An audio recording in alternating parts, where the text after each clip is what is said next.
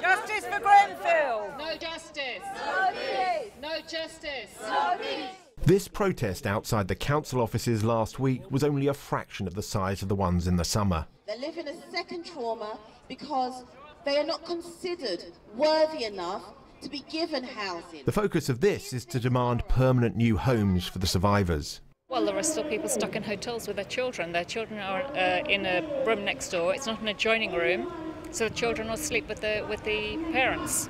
Just so then you may have a family of 5 in one room, because actually they don't want the children in the next room. They want to keep an eye on them. It's a really horrible way to live. Christmas is coming. They're going to spend Christmas in hotels. Not much has changed on the tower itself, but what has the council done for the residents who survived this disaster?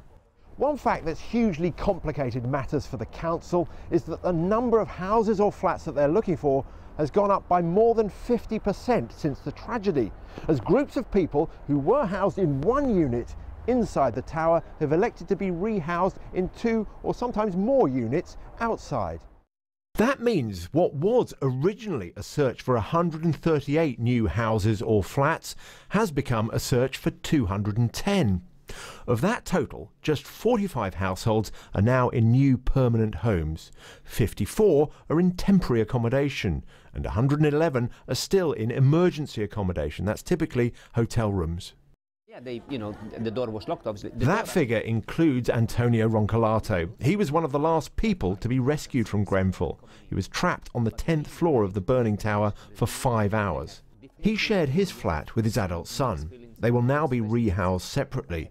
In terms of finding permanent accommodation, it's not easy, and obviously we have had our assessment with the council, with my housing officer, and there are some requirements that I have requested, and I understand that it takes time and it takes a little bit of to have to be patient, and also considering that moving into a place is one thing, moving into a place which will have to become your home is another thing. So for me, it's like, okay, if I move into a place, it has to be something that I can turn into a home, and I will be there for the rest of my life. So therefore, I might have to turn down 1, 2 or 3, I don't know how many. And are the council putting any pressure on you to accept anything? No, they are lately, very late, I mean, for the last 2 or 3 months, they've been very, very active in showing, in trying, and I must say, I appreciate that. But in the sense of pressure, no.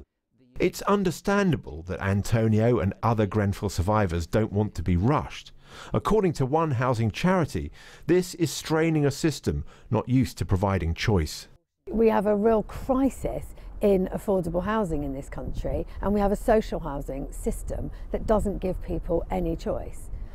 Once you actually start asking people what they want, you then have to deal with the fact that actually it can't be delivered.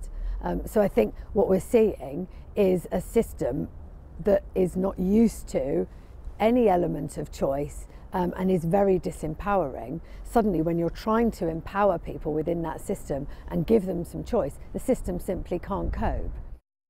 To provide choice, the council has put aside £235 million to buy new houses and flats for the survivors of Grenfell Tower.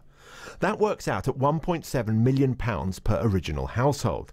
This doesn't include the cost of hotels, new furniture, resettlement grants and writing off rent and service charges in the new homes until June 2019. These are being paid for from another budget.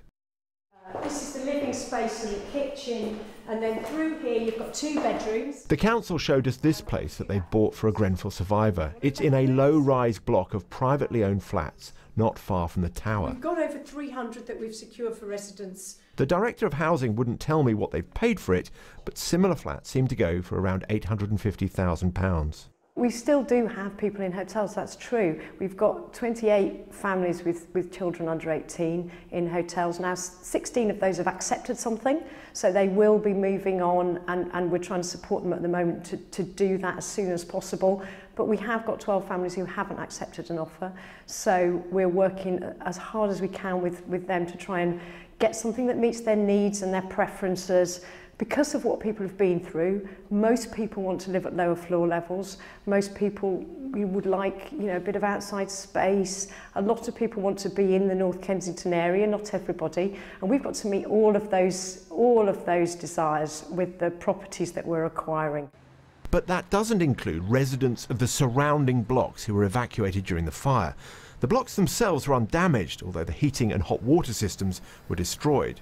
They've now been replaced, and 2/3 of the residents have returned to their homes, but 109 households don't want to go back. Some of them don't feel ready to return, for example, until the tower is wrapped, or some of those kind of decisions. So what we're saying to those people is that we will rent you a property in the private rented sector locally in Kensington and Chelsea for you to move into whilst you take stock of what you want to do next. And then we will work with them quite intensively over the next few months to see what they want to do. Do they want to return home? Or we've got a consultation out at the moment around awarding people points for priority on the housing register, so that actually if they feel that they can't be on the estate, that they've got the opportunity to move. But that's not enough of an assurance for Thomasina Hessel. She shared a hotel room with her son Jesse for 6 months. She doesn't want to go back to her flat near the base of the tower, but doesn't feel there's enough certainty of what will happen in the long term to move out of this hotel room into a temporary flat. They have not made me any offers, first of all, and they have made some of my neighbours offers and insisted that they make decisions based on this draft housing policy that they have going. And I think that's unfair because it's a draft policy. Anything can change. So anyone making a decision now is making it on something that may not exist in a month's time. So that's unfair. The reason for doing that, in my view, is because A, it saves them money to get people out by Christmas, and B, it makes them look good. Is part of the problem, though, that in the initial rush to help, residents were led to believe that rehousing would take place at an ultra-fast pace. Here's the Prime Minister on this programme in June, 2 days after the fire. There are other things we'll do as well to provide support for people to ensure they're rehoused within 3 weeks. Today, a group of survivors and the bereaved from Grenfell arrived at Downing Street to remind the Prime Minister of this commitment. We were given promises by Theresa May that they would be housed in 3 weeks. It's coming up to Christmas, it's 6 months. Thursday will be a telling day, and if she's coming to the memorial service, we hope that she comes with a message of positivity and things that have been accomplished rather than empty promises. Nothing can change what happened here 6 months ago.